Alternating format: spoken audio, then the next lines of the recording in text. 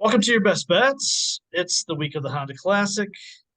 We have the review of the Genesis Invitational from last weekend, another elevated event on the PGA Tour that really delivered. We'll talk about that, talk about Jon Rahm, Max Homa, throw some Tiger in there as well. And later on, some review of Full Swing, the new Netflix documentary that's I have some mixed feelings on, and we'll talk about that later. Johnny Strouser is here. He's back. Johnny, we're finally seeing some spring weather in Fort Wayne. Finally seeing some decent weather here. This is, I think this is a Midwestern like third winter though. So it's one of those things that I think you just enjoy, walk out in short sleeves when you can, and we'll probably get this for a couple days, and then it's gonna be back to being cold. But we keep plugging along. We're gonna enter the Florida swing here of the PGA Tour season. And that's usually when I start to get excited that, what, we are gonna start to make our way towards nicer weather up here in the Midwest. But nice to see the sun today. I haven't seen it too much and too often lately, so get to talk about or get to experience that, and then talk about some good golf here. There's always that like second or third week of March where it's like a 6, 8 inches of snow, and you're like, what the hell? Because you feel like you're on the precipice of really good weather. Then that kind of sets you back. It feels like, or like a dusting the first week of April. But for largely the last 2 weeks have been great, and it's given you a glimpse of, all right, we're close, we're close. The Genesis Invitational. I mean, I can't speak tonight. That was a really good golf tournament. And I guess I go back to our 2023 draft that we did in the fall with Dave Belleville, and I think you called out, rightfully so. Jon Rahm is going to have a huge year, and you couldn't have been more correct at this point. A lot of things back that up, that he's having at least a historically great beginning of 23. First player to win 3 calendar events this early since Johnny Miller in the 70s. I actually saw right before we went live on Data Golf that he's in the midst of his best 50 round stretch of golf ever, and the fifth best 50 round stretch that they've had in their analysis going back to 1995. Um, his strokes gained since January 1st is 3.8. The next guy on the list is 3.1. That's Max. Everything on the stats show it. The eye test shows it. He's the best player in the world, and it could be a frightening year for the rest of the tour. If he can maintain this game through much of the season, yeah, he's got another 3 to 4 wins in him. I mean, realistically, is he going to do that? Probably not. If he wins a couple more times, I think that's going to be really good. But I had talked about on the preview shows, and had talked about it last year through several podcasts. But when he quote unquote was struggling, he just wasn't getting putts to fall. Wasn't Something was wrong. He kind of obviously he's corrected that because his putting is remarkably better. He's hitting the ball, as good as any player in the world right now, but the putts are falling, and he's playing good golf. And I felt at Genesis he got some good breaks, he got some good bounces. I mean, he got a couple just amazing ones at Genesis, more than what the normal golfer would get, in the course of 4 rounds. But when you're playing that well, what was it? Probably Ben Hogan or somebody. The more I played or more I practiced, or the better I got, the luckier I got. So it's just one of those things that everything's going his way right now, and this is very rarefied air, like you said, the first or the quickest to win 3 times in the calendar year this early in the season and everything since the 1970s.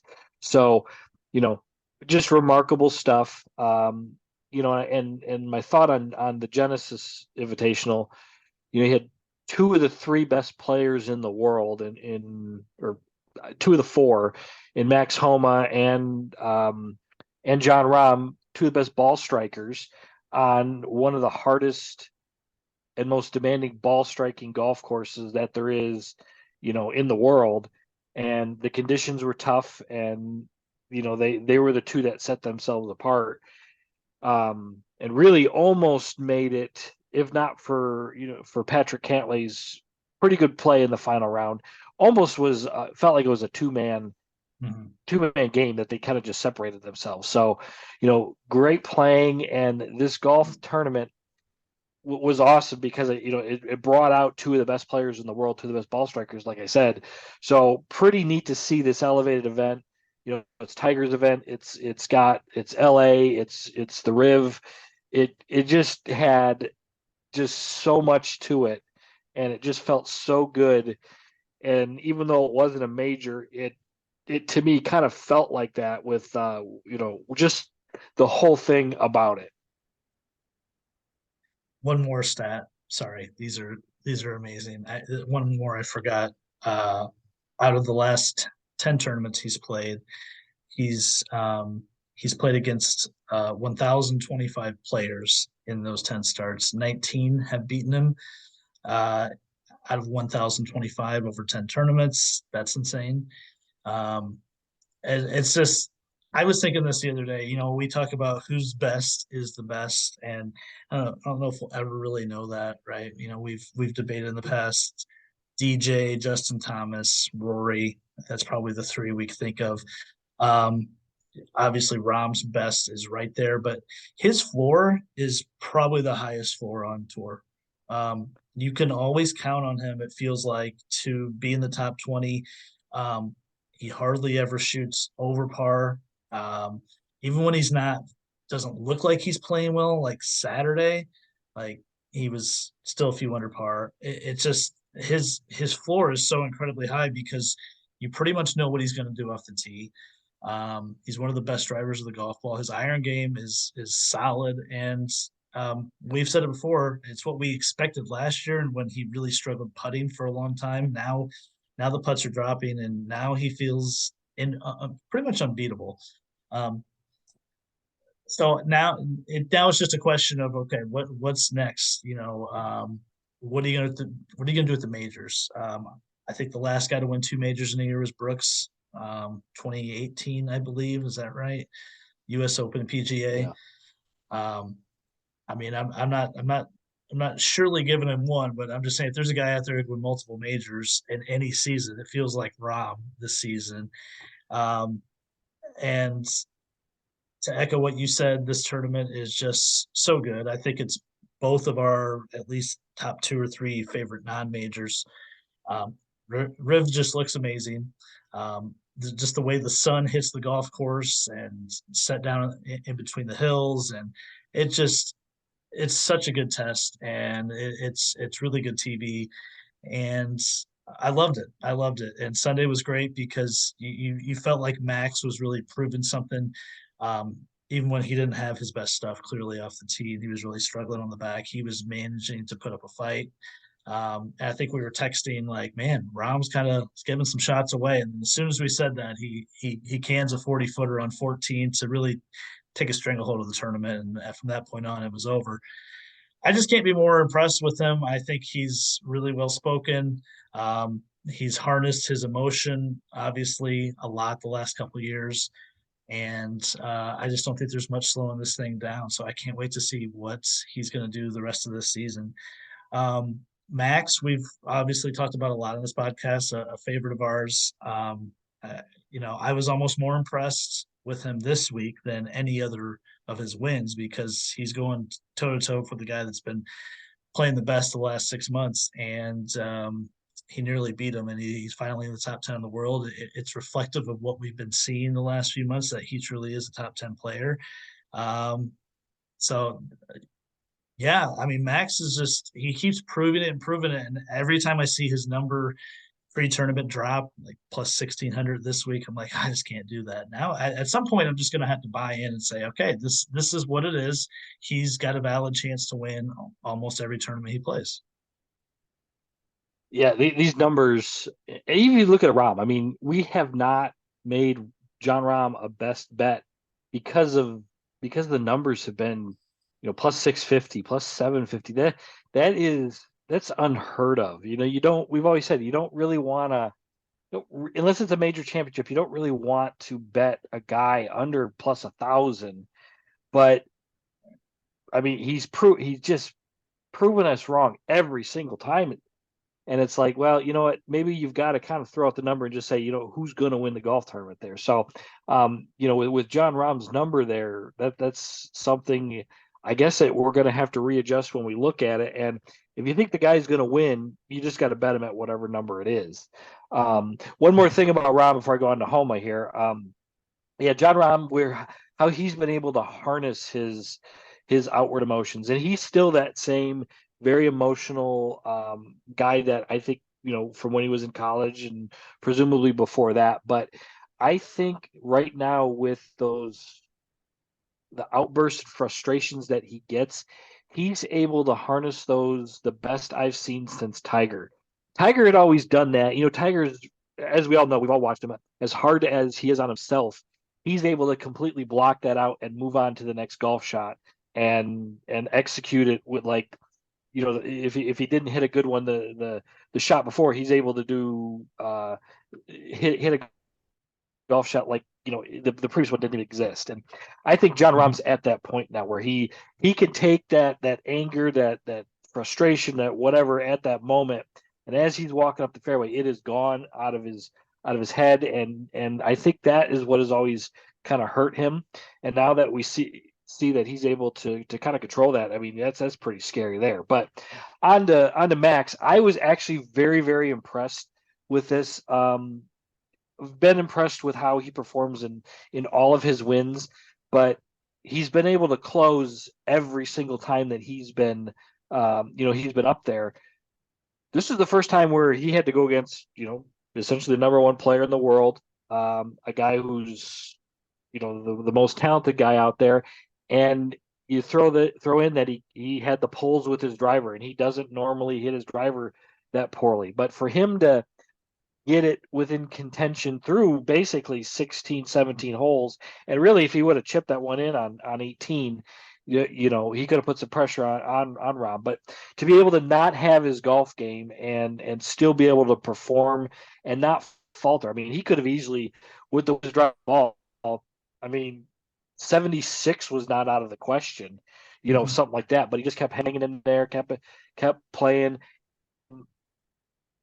You don't always learn much about yourself when you win something. Well, in this case, a golf tournament, but a lot of times you can learn a lot about yourself through your failures. And this is the stuff that this type of big enough event here that it's very similar to how a major championship will be. And losing this isn't a bad thing if he's going to take something away from it. And he's a smart guy on top of a really good player, and he's very thoughtful in how he thinks and talks and everything. You got to think he's going to take away a lot of this, and hopefully come Augusta here, he'll take on that what, I was pulling the driver all the time. It wasn't hitting my traditional cut. I wasn't crisp with the irons. Maybe he'll take that and use that failure towards another tournament, like I said, like at the Masters or the PGA, or something like that. But he's a guy who's here. He's a legitimate top 10 player, and probably, like I said, easily top 4 in the world right now. So he's a guy that I think every single week you're going to have to look at where his number is on the betting card. And before, if he was at like what 25-1, we were like, nah. But if he was getting up to like 40-1, 50-1, it was like an auto bet. He's at that point where you look at what number JT is at, what number Morikawa is at, what number the Scotty Scheffler's at, and if they hit that certain number, he's now put himself into that category over that elite group of guys who if you think he's gonna win, you got to bet him, and if he hits a certain number on the odds, you almost got to bet him because of the potential and the win equity that he's got. Normally, he wins when he's driving the ball in string. Um, like we said, he did not do that this last week. That's why it was impressive he was where he was. He was number one in putting for the week. Actually, he putted so well. He was one putt off the record for least putts in a 72-hole event. I didn't know it was that good. Wow. David Frost, by the way, 2005 Harbor Town, holds the record. So shout out Frosty. Mm. Um, uh, yeah, I mean, so that's impressive that he's figuring out different ways to get the ball in the hole when really the best part of his game was not working. So just gonna be more impressed with him and his ascension to superstardom. I mean, I just did not see this coming. Um, I think outside of those two, I think the next storyline from Riv had to be Tiger. Um, you know, what he did and what he does continues to sort of defy expectations and just defy logic. And um, I went on the record a couple times last year and I said he's not going to win. He's not going to win a major. And additionally, I don't know if I like watching him try. It just doesn't. If I don't see Tiger at the top, I don't know if I want to see it. But this version of Tiger is maybe the most interesting when he's trying to battle his broken down body. I think he feels like his golf game is still there, and he's in this spot where, I don't think he knows what else to do with his life other than try to play and try to compete. And so I think that makes him infinitely interesting, especially as we go forward. For this event specifically, I think he played really well. Yeah, you can see things kind of running out of gas there the last 18, maybe specifically, the middle of the round there. But to do what he did on Saturday, shooting that low round, getting inside the top 30, um, first tournament in what 8 months since the Open last year. I think he exceeded everyone's expectations. You know, he looked a lot better physically, a lot better, and I know he still looks in that broken down kind of form, but I was a lot under the same thought process and thoughts is what you've got. Is he's just coming out there just not really to compete, and but seeing how that leg in the last 8 months had improved. He was hitting some golf shots. That back is still holding up, and I think that's going to end up being the key. And he's gonna continue to get healthier. He played in the pro-am, so he did actually play 5 days in a row. So probably did run out of gas after that fourth day. But if he can continue to get that leg stronger and stronger, and I know he's run out of years. There's hopefully a couple more years of that back. I mean, I think that's going to be the big thing. But I would have said after the Open Championship, his chances of winning, you could have given me 100-to-1 odds of winning a PGA Tour event again, and I don't think I would have taken that bet. I think it's significantly better. I mean, he's not going to play in the volume of events, and the events that he's going to play in are generally pretty hard golf courses. So That's the problem though. Like yes, if he's going to win again, he's either going to have to win a major or yeah, against a ridiculous field. yeah. Um, Uh, I, so that's the hard part. it, exactly, and they're talking about, and he's not going to do it, but they're talking about if he played any event between now and the Masters, it's going to be Bay Hill, which is a hard golf course, which is going to have an elite field, and the Players Championship, which routinely has the best field in golf year after year after year. So, it's one of those things that but I think that, he's going to be good enough, healthy enough that, well, if he's healthy enough, that he'll progress enough to be competitive. That maybe on Sunday, he'll be relevant. He'll be 15th, he'll be 10th, something like that, where there's going to be a little bit of a chance there. But now that it looks like he could walk 18 holes, it's just how badly does he want that next win? And he's going to have to I think curb your expectations a little bit and pick an event that's you know, I'm not saying that's good. You're not talking about like Honda or Puerto Rico or something like that, but something that's going to be a little bit more winnable because he's always struggled at Riv. He's never played well there, and to play as well as he did, there was a lot of promise, and I'm excited. I'm not going to get too jacked up about it because do I think he wins ever again? I still don't think he does, but the chances, like we said, I said 100 to 1. I'd say I'd say 10 to 1, maybe even better than that. I mean, I think there's a realistic possibility. I mean, the other thing is on top of it that let's say he is healthy, these guys are so freaking good right now. These golfers are they're not the same guys that he played when he was 25 years old. So, just the fields are insane week after week, and the ones that he's going to play in are the same as well. So, it would be even if it wasn't a major championship, if he were to win that last event, win one more event, I think that would just be the unbelievable the peak of his career. I would walk off. That would be it, and everything. But I don't know. I just don't think so. But there was a lot of good things, is what I'm thinking. Yeah, I agree with most of what you said. I don't think it's going to happen, but I also think there's after watching him this week, I think there's a better chance, much better chance than I originally thought 8 months ago, 10 months ago. Um, I I just think the main problem is he's only going to play in the biggest events now. And I just can't see him winning an Open, beating Rory and Rahm and Scheffler and these guys. It's just an incredibly tall task. And by the way, could they just waive the Genesis? Could they have just waived him? Say, hey, you're the host, you're Tiger. You don't have to play in the pro am. You don't have to put that extra round on your body. Like we're gonna give you a break. Come on, PGA Tour, get your shit together and just give Tiger a pass on that.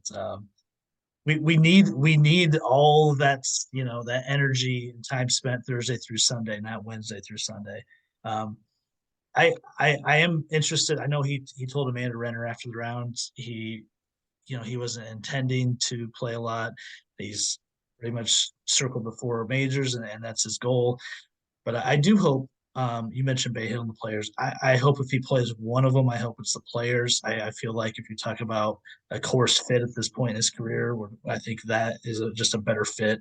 I know he's won Bay Hill like 7,000 times, but I just think at this point in his career, it's a I mean that place is hard and it's long, and we've talked about how hard that they have made that course and how hard they've made it play. I just think with his game now, little distance isn't a priority for him. It's irons and placement off the tee. I think that would be a good fit if he can squeeze the players in before the Masters.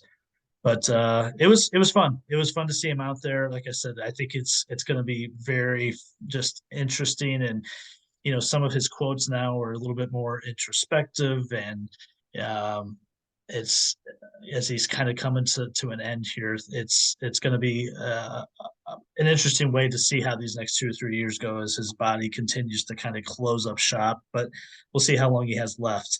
Anything else from Genesis, either on the course or the players or anything like that?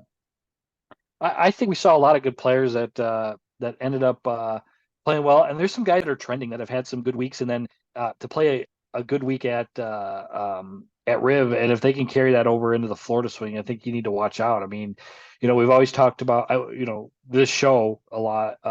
Say Thagala finished with Yeah. 60, 68, 66 on the weekend to finish top 10. Kyle Morikawa hit the ball pretty good, had just some atrocious stretches of putting. The ball striking, I think, is there. So it's just he's kind of close. Some other names that we weren't sort of used to that I think are quite interesting. Matt Kuchar with a top 10 finish. Um, Jason Day's playing some good golf. Yes. I think that back is pretty healthy there. So there's some interesting names here that didn't really expect, and you know, should be kind of interesting coming up here. But love this event. I'm always sad it's over, but then it means it's another week closer to spring. But this is always a good one to enjoy here, and I think it's a good kind of chef's kiss to the West Coast swing there and as they move on to all these great events here that coming up in Florida.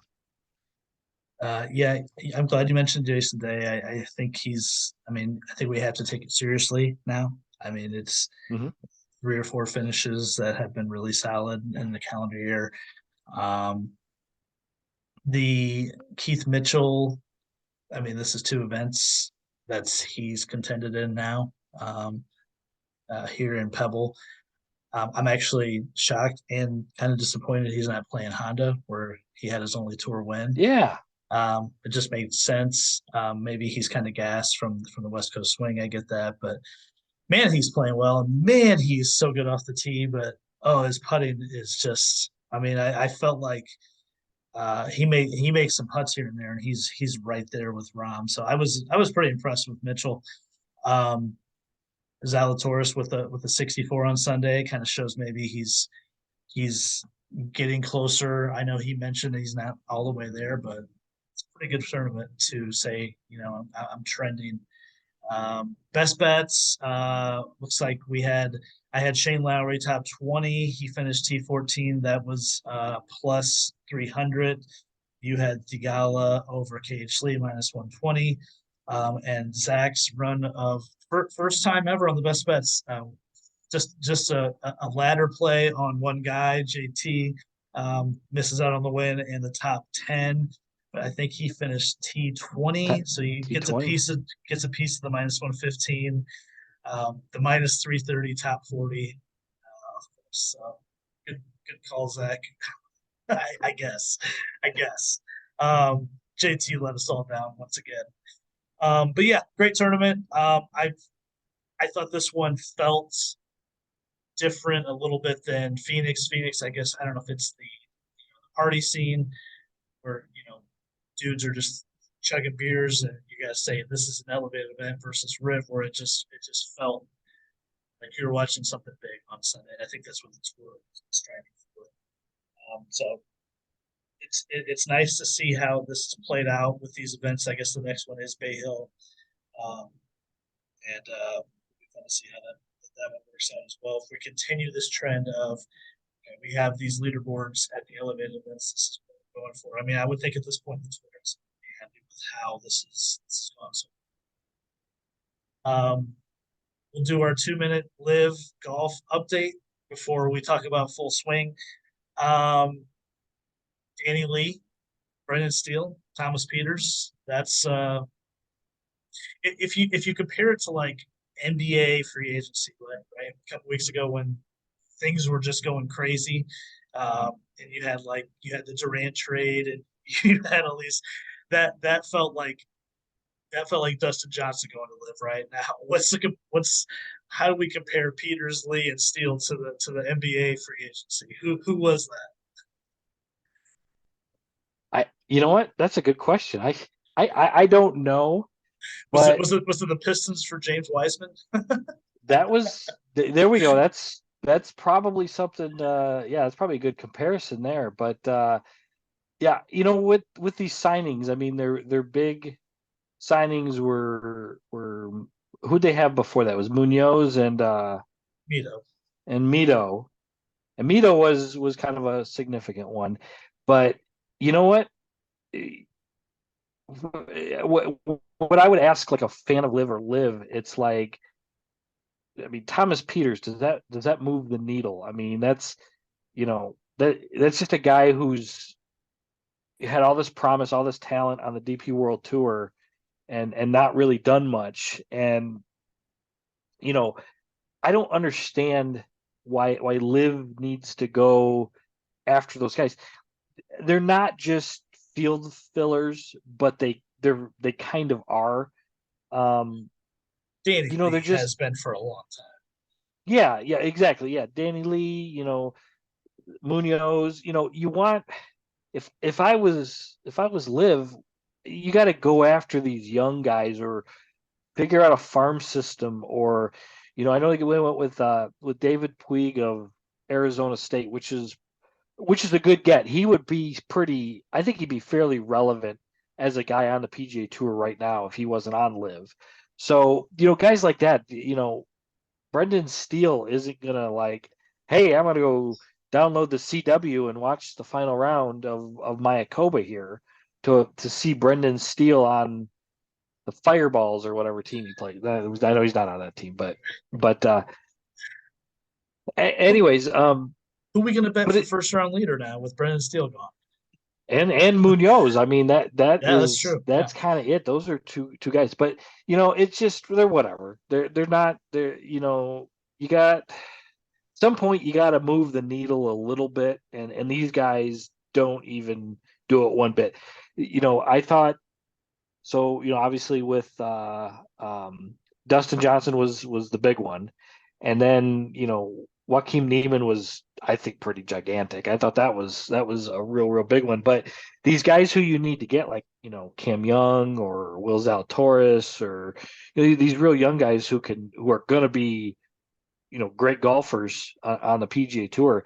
That's who you got to go after. This stuff right here is just like, okay, we're just going to spend more money to fill out the field instead of getting guys that names we can't pronounce, that they've used you know from the Asian tour or the any of those other small tours like that. So Mhm. it is what it is. I I see they're playing in Mexico this next week, so I could see why they wanted to add to the teams a little bit. I know they finalized it, but I don't really have anything that like, I mean, other than just like who the hell cares, to be honest. And that's not Yeah. like not in like a mean, nasty like way, but it's like after Mito, it was like okay, you added some other guys who don't really matter. They literally don't really matter at all. And it's like what direction are they going to go? Are they going to try to go after these these big names and everything that are on the tour? And I know they have. I know they've come up with numbers and everything like that, but it just seems like this is was supposed to be, you would have thought, a big off season for them to expand the schedule, to build their teams up. They kind of redrafted or reacquired and rebranded some of the teams, which I don't hate the team thing at all if it was done in a more Yeah. clear If it was, format or anything like that. But they do the things like that, and then they're like Brendan Steele and Danny Lee. That's it right here. You know, no, I bet you a chunk of the people who are watching this on YouTube right now are like, I don't even know who those guys are. So, it's one of those things that I think you can see the problems that are going on and going after these names. It's like it's just like a NBA team or a baseball team that's making a bunch of trades and just acquiring people, just athletes, and they're with no purpose of where they want to take it. So I don't know if you have a better idea of it. I mean, or have any defense for what they did, but I can't give them any I can't give them any credit. yeah, never had much defense for their decisions. Like we mentioned in one of the shows, like all the things that were gonna make it different or interesting, like the team aspect, and they've they've screwed it up. Or the drafts, like they don't show it. They don't televise that part, which is different and interesting from anything we've seen in golf.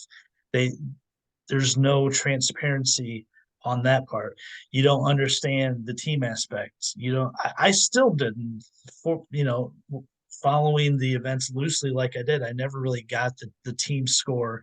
And then the first true off season, then yeah, your headliner is Thomas Peters. It just feels like a missed opportunity. And again, I just feel like this thing is not, it's lost a lot of momentum compared to like where we were around the Open last year when Cam Smith had rumors of going, then he wins, and then it's like, oh shit, they got Cam Smith. Like, what's the next shoe to drop? It just feels like from then to now, it's been a lot of a big missed opportunity. As far as Peters goes, yeah, I think he's this tantalizing talent that really hasn't fulfilled his ability. I think we think of the 2016 Ryder Cup when he teamed up with Rory and how good they were that week, and kind of thought, man, this guy's got a game that he could contend in majors and win on the PGA Tour, not just the DP World Tour, but he's never really gotten there. I know his world ranking's 34th. I didn't realize he was that high. Um, and I think I commented to you that my first thought was, oh man, that's a potential Ryder Cupper that Europe is losing. I don't think he was a lock for the team by any means, but he was at least going to be in the conversation as a potential pick if he didn't qualify in points. But that's just one more guy that Europe can't factor in the equation once we come to the Ryder Cup in the fall.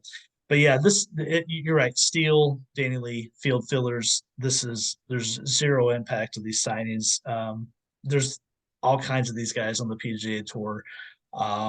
So losing these guys is literally no big deal.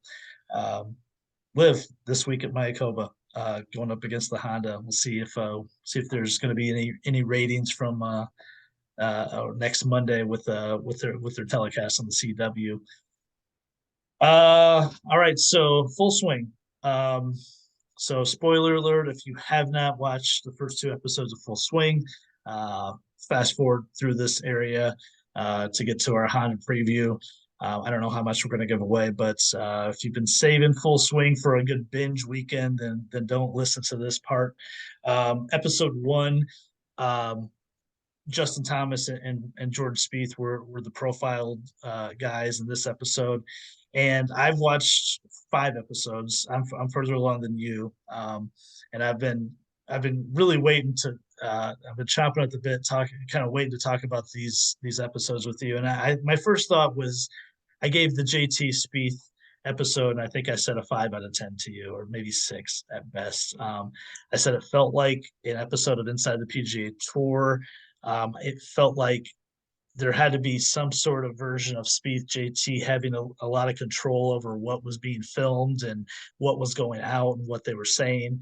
I think back to the obvious, planned phone call that Jordan made to JT, and I just felt embarrassed. Like, why'd they have to put that in about what his speech was going to be at the wedding? Of course, Spieth is JT's best man, and it was something along the lines, I'm going to say everything you don't.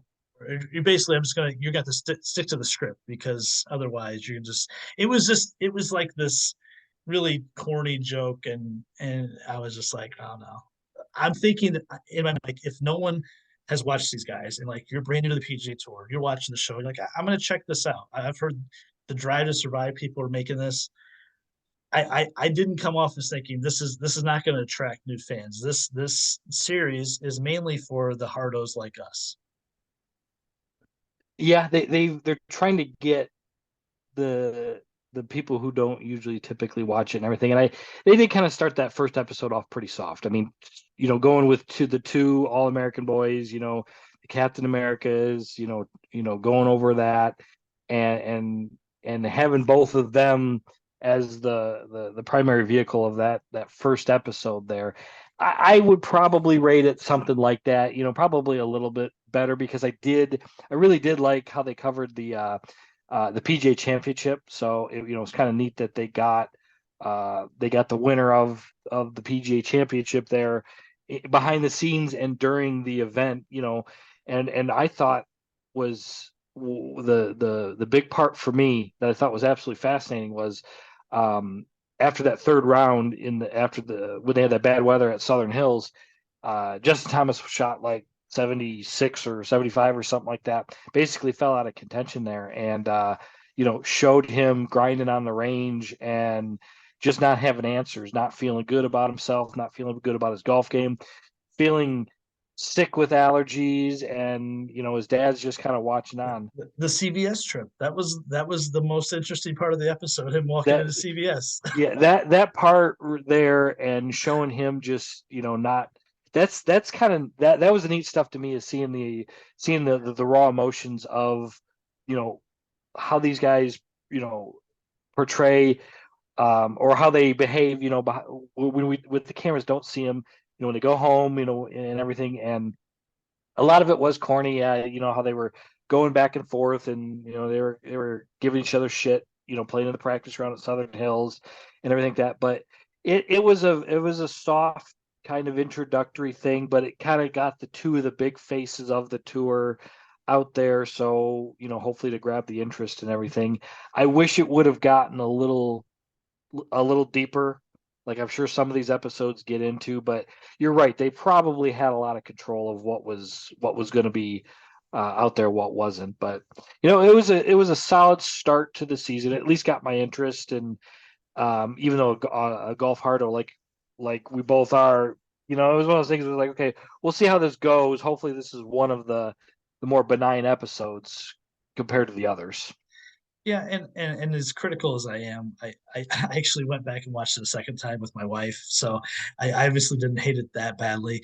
No, I still enjoyed it. I wanted to see I mean, it's just like you play on the notion of JT and Jordan are friends. Here's their story. I guess if you haven't known that, I guess we know that. We know that story so intricately well for years that it has just become this tired replay. But I guess if you're new to the game, that might be an interesting dynamic. I also think they did JT a little dirty with talking about Spieth's majors early in his career.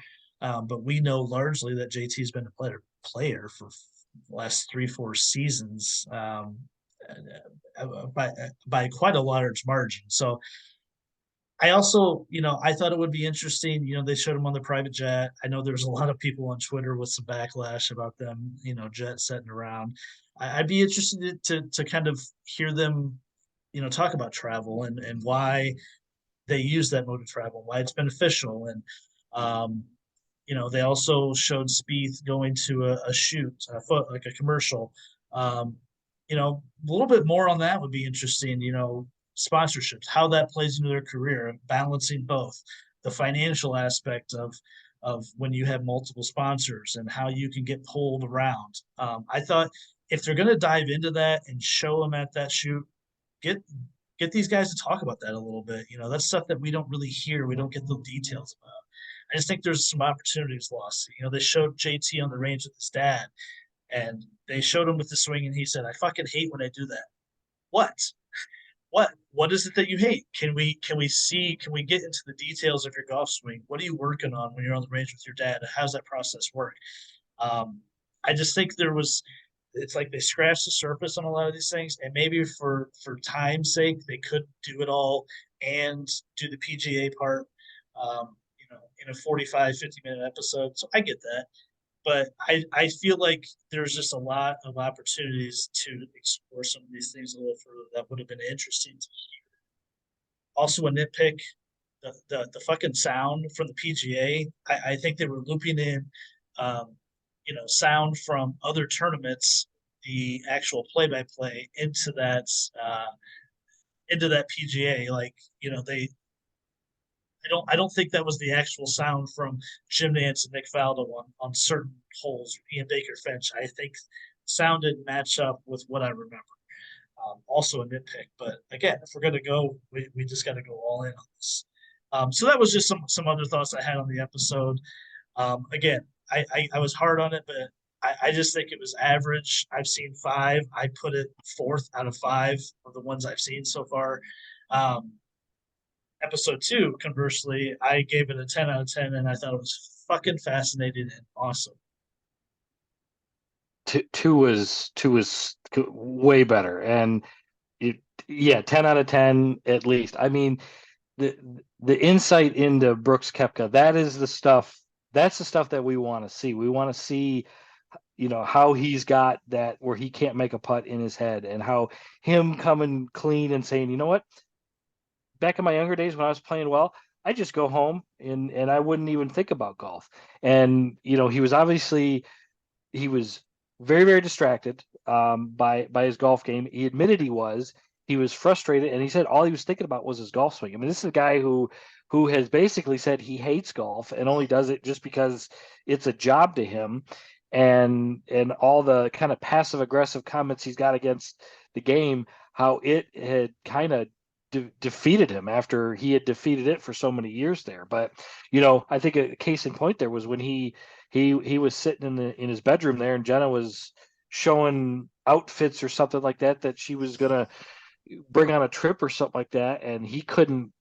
He didn't He know didn't give a he didn't know shit. a thing that she was saying. I mean, he could care less there. But that's the cool stuff, and I'm glad they got Brooks on there because he's gonna keep it real and he's gonna be honest, and that's the stuff I think. And I actually thought that made him a little bit more likable because I think when we as a society see someone admit that they've been defeated or they're wrong, we're I think more apt to feel sympathetic and everything. And that's the type of stuff that I think he could have been a little more honest for in his interviews, not related to his golf show, that could have made him more likable. Now, I don't think he really cares. He's always tried to play that, that douchey bully guy who, is better than the system, better than everything type of thing. And he had all the reason to back it up. I mean, this guy was unreal for a couple year stretch there. But I like the vulnerability that we saw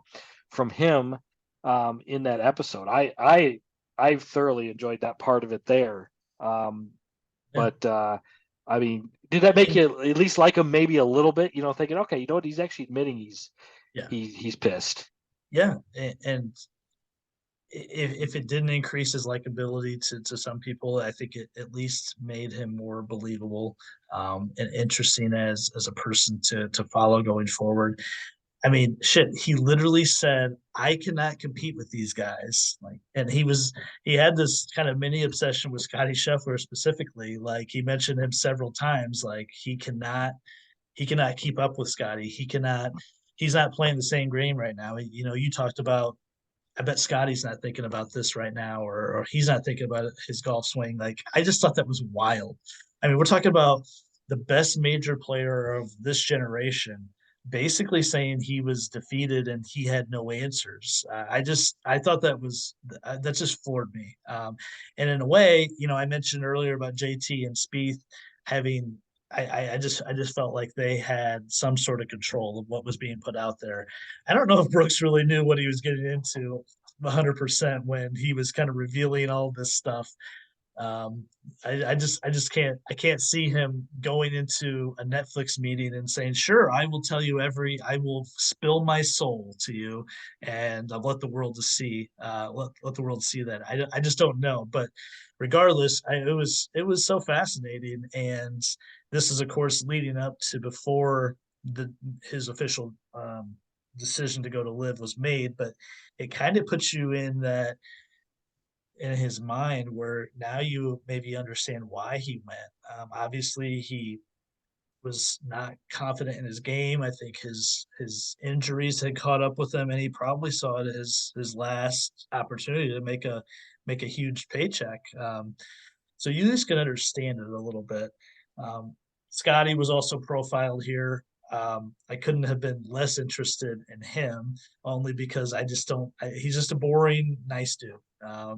The most exciting part was him and his wife walking to get coffee, and um, I don't. Again, the Scotty parts are fine. Him and Ted Scott, that was fine, but the Brooks stuff was 1,000,000% awesome and interesting, and it was easily my favorite episode so far through 5 episodes. Yeah, when he said he can't play with those guys anymore, that was Thursday night of the Masters. I mean, that is during a major championship when you've got to be on total focus. You've got to think that you're the best player in the world and nobody's going to beat you.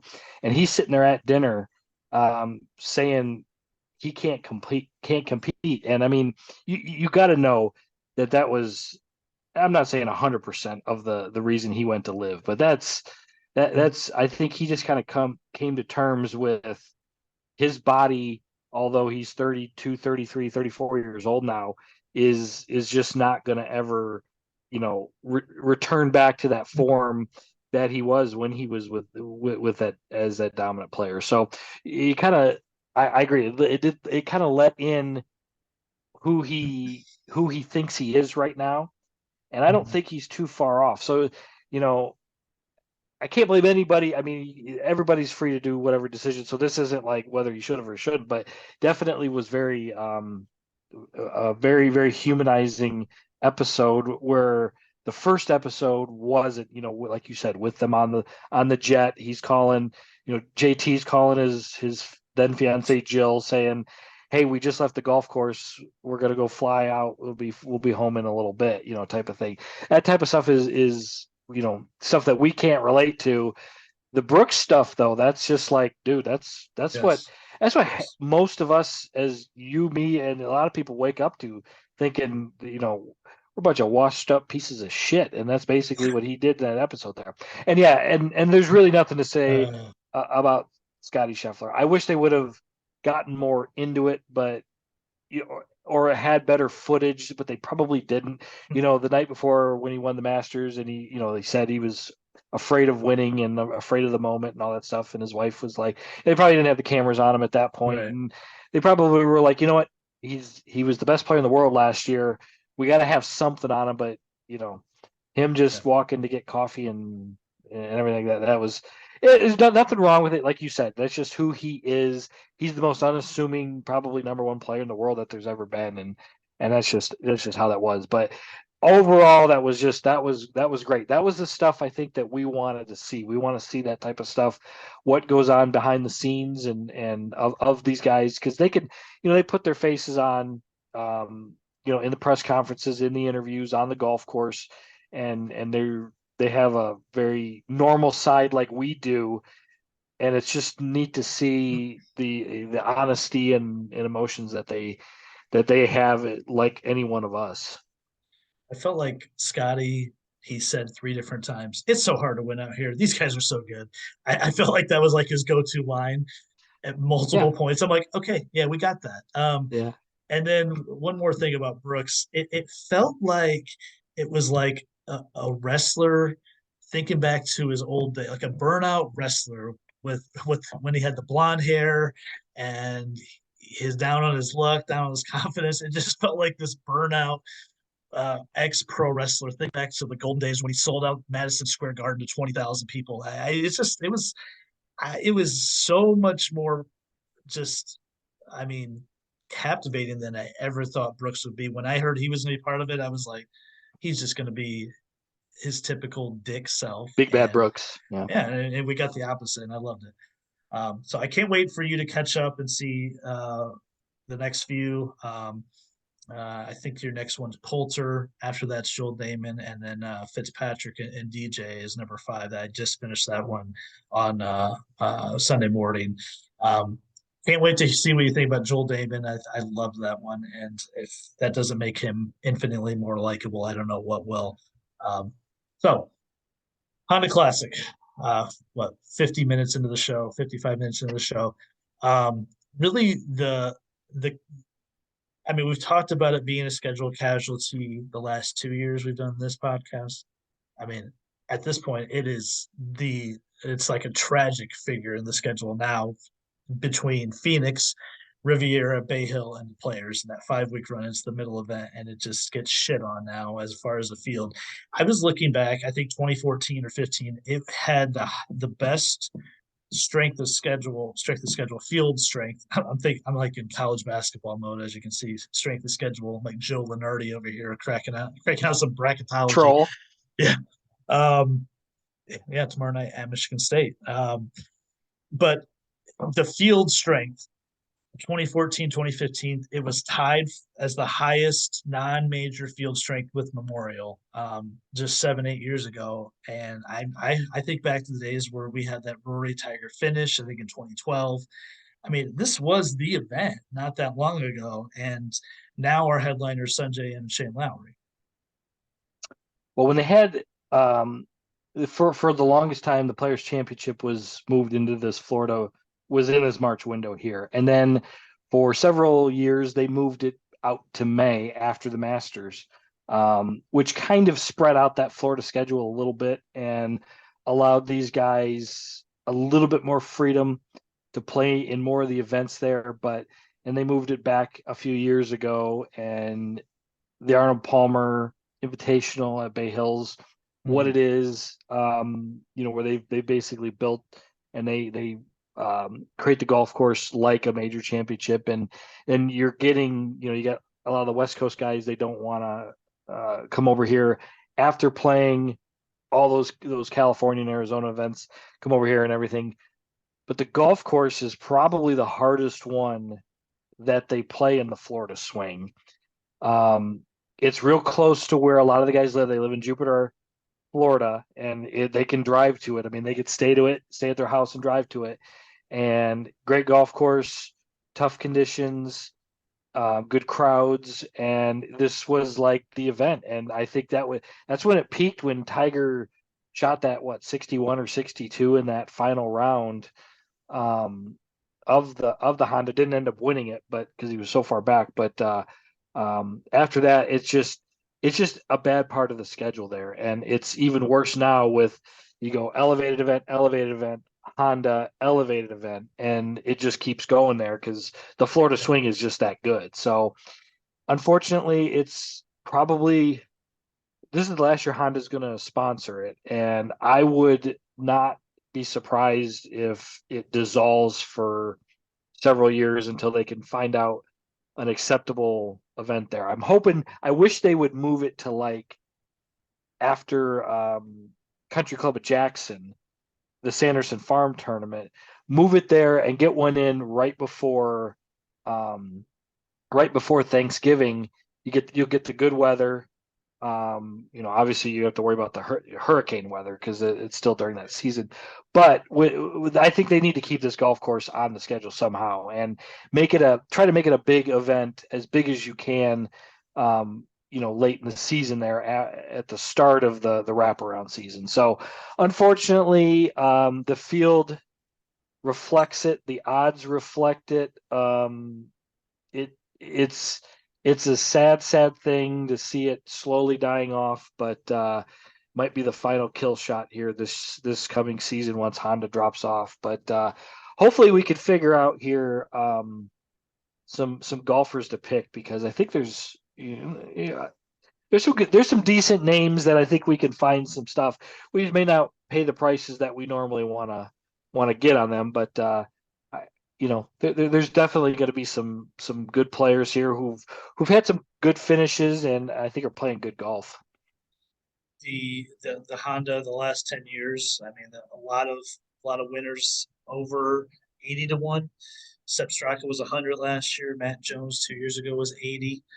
2019 Keith Mitchell was 300 to 1. So there's some opportunities. We've seen stars win here though as well. JT, Ricky Fowler, Adam Scott, they were all less than 20 to 1. It's a mixed bag of what you've had here. Um, 9 of the top 50 are here. That's not great after the last couple of weeks, but it's to be expected. And I think before we went live, I said I think this is an opportunity from a betting standpoint. If you didn't do well the last 2 weeks, like myself, um, to kind of go the other way and pick out some guys where there's really no clear cut favorite. Some of the favorites you're not going to pay this price. So there's some opportunities on this board, I think. As we mentioned, Sanjay M is the guy at 9 to 1. Shane Lowry at 14.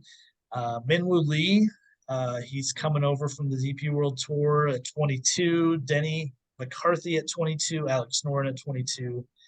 Matt Kuchar, 25 to 1. What? Chris Kirk at 25. Aaron Wise at 25. Thomas Dietrich, JT Poston, Harris English, Billy Horschel, Adam Svensson at 30. I've made one bet. Can you guess who it is? From that, it's in that range too. The 25 and less, The 30s and less, yeah. 30s and less, 30s and less. You have bet Denny McCarthy. That's a good call. That's not right, but I wouldn't argue if you like Denny this week. He's been playing well. I think he have a 64 at Riv on He Saturday. did. He did. Yeah. It's not Denny. And I got him with the 300 plus 300 boost on DraftKings. By the way, that's available this week as well. So I got him at 28 Aaron Wise. I didn't even, I skipped right over him I, thinking, yeah. Aaron Wise is actually, I think is a good pick here. And you're right. DraftKings does have a plus 300 boost. Use that. And if you like any guys in this top bit here, use that boost on any one of them. Um, Aaron Wise is, I think, a great pick. A good ball striker, and it's going to be windy. The course is hard. You got to be able to hit it far. Good drive of the ball. I mean, it's really strokes gained tee to green, I think, is the big one here. Aaron Wise is a good player, and like you've been hot on him, that it's gonna happen at some point this year. I'm beginning. I actually do believe you with uh, pretty much 100% certainty. I think he's going to win. I think he's going to win. I hope he wins soon. I like him at 25-1. I would use the boost on him. I do like Denny McCarthy, like I did mention.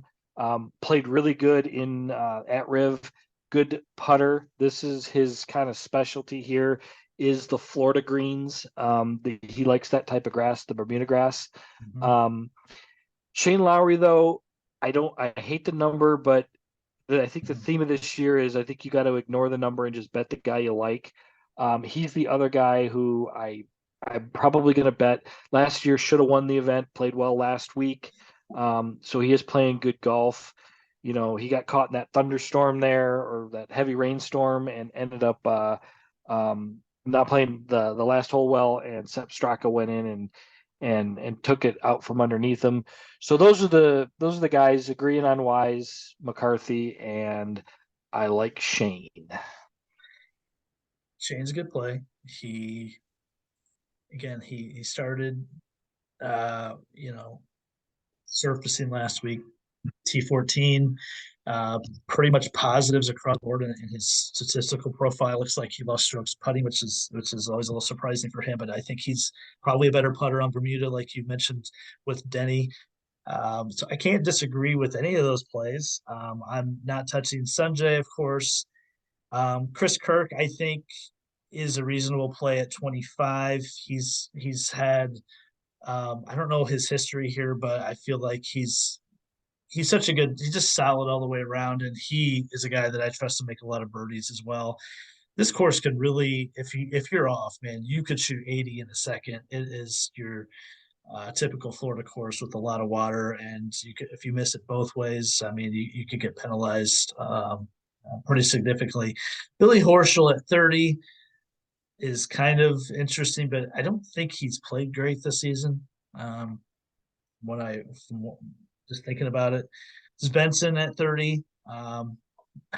Listen, I like him. Yeah, I mean Like him this he week. played well last week. The system play, as we call him, um, ball striking. You have to put that first, no matter what you think of the guy as a putter. Svensson's not a great putter, but man, he can hit the ball.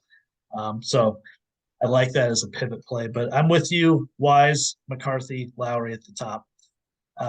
35 and above to 55, Taylor Pendrith, Johnny Vegas, Lee Hodges, Cam Davis, Adrian Maronk, Stephen Yeager, defending champ Sepp Straka, Ben On, S.H. Kim, Joe Bramlett, Danny Willett. Hmm. Sepp Straka at 50. Yes or no? Small amount. Hmm. Yeah. I like him on a top 20 and sprinkle a little on a win bet. Dude just pops up from nowhere. And I have a feeling this is going to be, I don't have any data to back this up. I have a feeling this guy is going to be one of those guys who will consistently play well on courses that he's had good success on. He fits that, just the eye test of, he seems to play when he gets comfortable. He plays really really good golf, and I don't think he'll run it back this year and win it, but I don't want to miss out on a decent number for him with some top 20 insurance. I mean, you can go top 10 if you want it, but I think there's no telling. This guy, it's not one of these guys that, we talk about, yeah, he's trending, he's starting to play well. He's just got to figure out that last little part of his game and then he's going to be good. I don't think, I just watching Sepp Straka in a few events last year, it just feels like he when his golf swing's comfortable, when he's seeing I think he hits that one consistent fade ball flight, and that is it. And when he sees a course that he's going to feel comfortable in, he just feels like he's going to be a good guy year in and year out, just to kind of not hammer, but bet on the same courses year in and year out. The shit he was doing against Zalatoris in that playoff. Oh, I mean, just out of nowhere too, where he had missed like previous 10 cuts or something. Anyone else in that range? yeah, I like. I don't love the number, but again, when we get to 50-1, I still think these guys can win. I don't know if I'm convinced if I can get him to win, but I like him in the top 20 is Ben On. Ben On's been playing some good golf, and I think that he played the Corn Ferry Tour last year, and I think he's really motivated not to be back in that position next year. So, these events with the weaker fields, I think he's got to take advantage of, because if this was a normal field event, with more of the top 20, top 25, top 30 players, he's got no chance at winning. But I still think he probably should be more like 60 to 70-1, but you know, he's been firing off a lot of top 20 finishes. So, look at him in top 20, top 30, top 40. I definitely think he'll make the cut and play pretty good there. Also, Taylor Pendrith, the number's a little short at 35, but he's had some success here, and he's a real good player.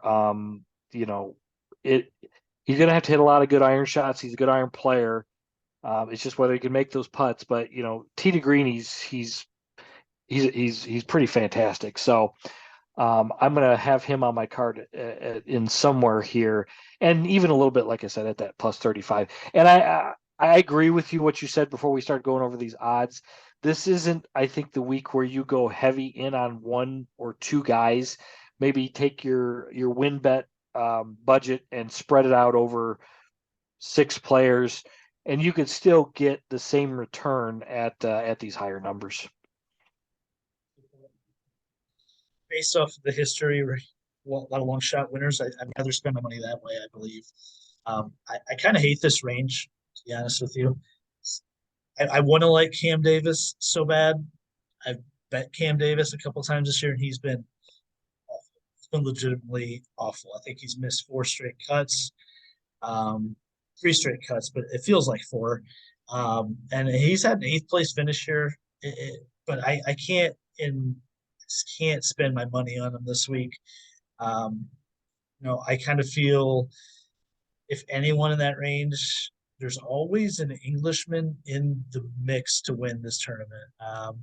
Yes, Fleetwood in the past, Holter. Lowry, Holter. I guess Lowry. I shouldn't say Englishman. I guess a Euro guy. Norin before. So Danny Willett, 55. Yeah, He played I pretty like well that. last week, and I think he has that ball striking um, prowess to manage this game around here. The winning score might be 6 to 8 under.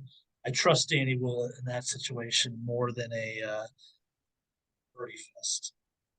And, he was in that playoff in the fall against Max out of Sonoma that he lost. He really should have won the tournament. That wasn't that long ago. So Danny Willett, 55. That's the only one I feel really good about taking a chance on that range. 60, 60 and above. For time's sake, we won't go through the names, but I guess 60 and beyond is what we should say, Johnny. Anyone that interested you in for a win bet or top 10, top 20? I do like Robbie Shelton this week. Top 25 machine here in the last 6 months or so. I think he played California or played Riv and played well, but has a lot of top 25 finishes. Good all around player. I think you can comfortably bet him, in some capacity here. He's definitely going to be on my card, and I like the 80-1. I'm gonna put a little bit on a win bet there, as well. So you could get him at, I'm looking top 10 is 7-1, which is pretty pretty ridiculous. So that's a guy who uh, I'm going to be big on there. And then You know who else go. isn't playing that I wish was? Ricky. He normally plays Honda. Normally plays well Oh yeah, here. He's yeah. won He's one of the here, and Jupiter and boys. he's playing really well. He finished T20 last week. Yeah, Um, Final round 67. Kind of bummed not to see Ricky or Mitchell here. I think Anyways, continue. that really goes to show you how these guys are focusing on these elevate events if they could get into them Yeah, because yeah, you yeah. normally expect those guys. Let's see here. I really want to bet because it was going along with the European bet was Callum Tarrant. Hmm. He played well a few weeks ago. I don't know if he played at Riviera or what his recent like extremely recent form was, but he made the cut I believe a couple weeks ago in Phoenix I believe. 130 to 1. I don't think he's going to win it, but I think, I fully expect that he'll make the cut and, you could look at a top 20 or 30 bet on him. Cuz I could name another English player and just say Harry Hall. No, I'm not going to do that. Although he's not a bad pick though. I think he's uh, going to we talked about him having a good we season. So, we did. We um did. Yeah. no, I'm good now. I'm good here. Pearson Cootie making the start at I 180 to thought 1. about him. I thought about him. I mean, you can't see him winning, but top 20 number maybe. Ugh, it's gross. It's gross. Um, Grayson Sig for me at 130. I want to like Nick Hardy, but Nick Hardy hasn't really shown us much so far Not this season at 75. Um, gosh, I before we put our best bets out, I'm gonna have to do some digging down here at the second half of the board because it's tough to differentiate the guys that are at 100 versus the guys that are at 180. To be honest with you, and there's a lot of names in here that either we haven't done our research on or they just haven't been guys for a long time. Jason Duffner at 250 to 1. He's making the start. Chris Stroud. I mean, so you have that mix with the Vincent Normans of the world. And I know we kind of mentioned him before, but it's hard to get a feel about where these guys where their game is at. These guys that are 100 to 1 and higher. But I do like Robbie Shelton. I do like that play. That's a good call. Yeah. I will bet most likely, and I will bet in the smallest amount possible, Camilo Villegas first round lead. Hmm. I see, guy, Good guy, history right? here. I mean, if he sits at 500 to 1, Yeah. I mean, his first round lead number is hopefully he has a It's morning tee time, is going to be really nice. And, you know, 200 to 1 first round leader. yeah, a dollar bet wins you $200. So just anybody, you know, interested there. He's a guy who can do that. But if he's playing in the afternoon, he's probably dead. uh, Yeah, we'll I have to don't. look a little bit more at the bottom of the field. There's some names, but you just got to look and see if they've got any kind of form.